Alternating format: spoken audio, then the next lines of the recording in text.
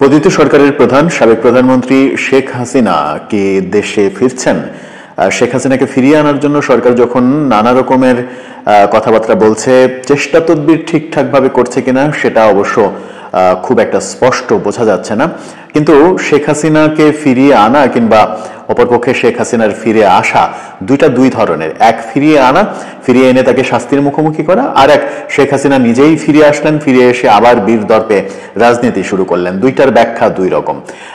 শেখ হাসিনা এর আগে ইঙ্গিত দিয়েছিলেন তিনি ফিরবেন। এবার ভারতীয় একটি পত্রিকা, একটা গণমাধ্যম দ্য প্রিন্ট, শেখ হাসিনার বরাত দিয়ে একটা দীর্ঘ খবর প্রকাশ করলো। গতকালকে সেই খবরটা প্রকাশিত হয়েছে। প্রিন্ট বলছে শেখ হাসিনা ফিরছেন এবং সেই ঘোষণা তিনি নিজেই দিয়েছেন। শেখ হাসিনা কি ঘোষণা দিলেন, দ্য প্রিন্ট কি বলছে, সেই আলোচনাই করবে এই ভিডিওতে। থাকবেন পলিটিক্স টিভির নিয়মিত আয়োজনে।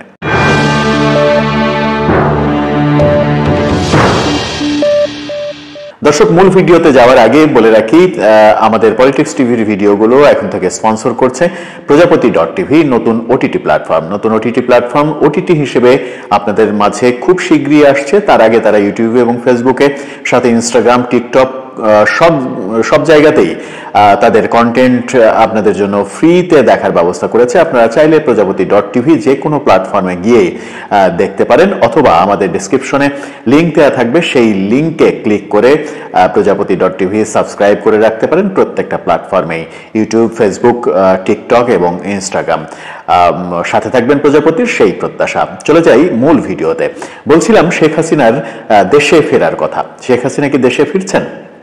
শেখ হাসিনাকে নিয়ে যখন নানা রকমের আলোচনা চলছে, শেখ হাসিনাকে দেশে ফিরিয়ে আনার ব্যাপারটা একটু স্তিমিত হয়েছে, যেহেতু ছাত্র সমন্বয়কদের নিজেদের মধ্যেই এক ধরনের দ্বন্দ্ব সংঘাত তৈরি হয়েছে। ছাত্ররা নতুন দল তৈরি করছে, সেখানে বৈষম্য বিরোধী আন্দোলনের যে কাঠামো সেটা ভেঙে যেতে দেখেছি আমরা।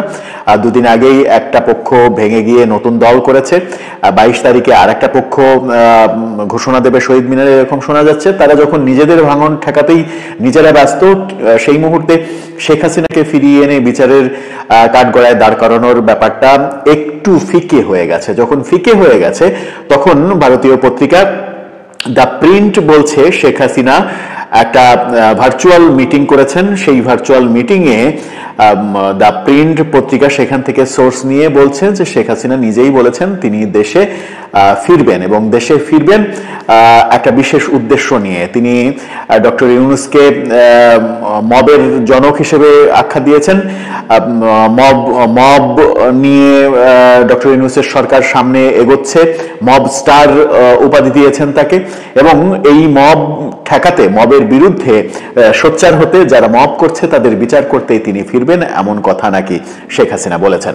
শেখ হাসিনা জুলাই আগস্ট বিপ্লবে যে সকল পুলিশ সদস্য মারা গেছে তাদের ব্যাপারে কোনো খোঁজ খবর এই সরকার নিচ্ছে না, তাদের পরিবারের দিকে এই সরকার তাকাচ্ছে না, পরিবারের অসহায় অবস্থার দিকে একবারও ফিরে তাকাচ্ছে না, তাদের নিয়ে কোনো আলোচনা হচ্ছে না। সেটাকে এক ধরনের একপাক্ষিক নীতি হিসেবে দেখছেন শেখ হাসিনা, এবং তিনি বলেছেন যে তিনি ফিরে এসে পুলিশ হত্যা যারা করেছে তাদের বিচার করবেন, তিনি নিজে বিচার করবেন। তিনি এও বলেছেন তিনি যেহেতু বেঁচে আছেন, তাকে যেহেতু কেউ মারতে পারেনি, সেহেতু তিনি বাংলাদেশে খুব শীঘ্রই ফিরবেন, ফেরার জন্যই তিনি বেঁচে আছেন, এবং ফিরে এই পুলিশ হত্যা যারা করেছে তাদের একটা একটা করে ধরবেন আর বিচার করবেন, এমন কথা নাকি শেখ হাসিনা বলেছেন।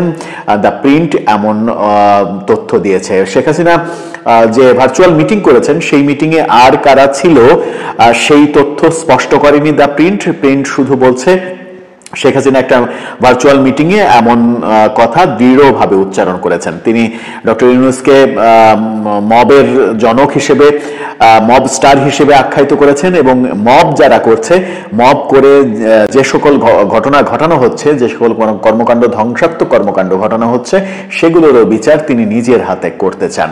শেখ হাসিনা এখন স্বপ্ন দেখছেন যে তিনি বিচার করবেন, পুলিশ হত্যার বিচার করবেন, এবং যারা মব করছে তাদের বিচার করবেন।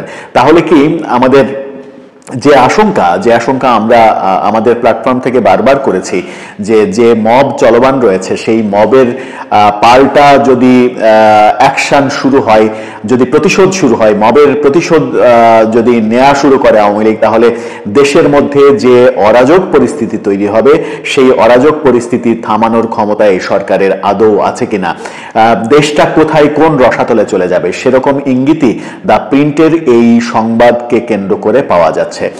প্রিন্ট যে ইঙ্গিত দিচ্ছে সেই ইঙ্গিতটা খুব একটা সুখকর ইঙ্গিত নয়, যদিও যারা আওয়ামী লীগ করেন, আওয়ামী লীগের জন্য এটা পজিটিভ ইঙ্গিত, আওয়ামী লীগের খুশি হওয়ার মতো ইঙ্গিত।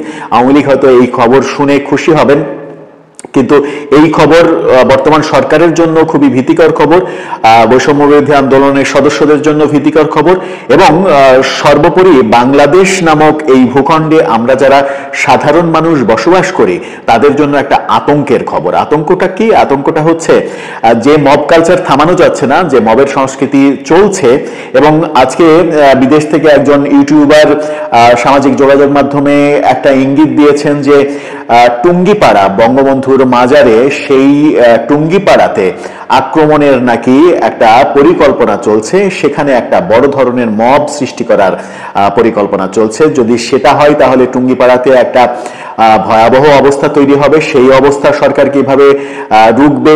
সরকার যদি এরকম ইঙ্গিত আগে থেকে পায় তাহলে সেটা এখনই রুখে দেওয়া উচিত।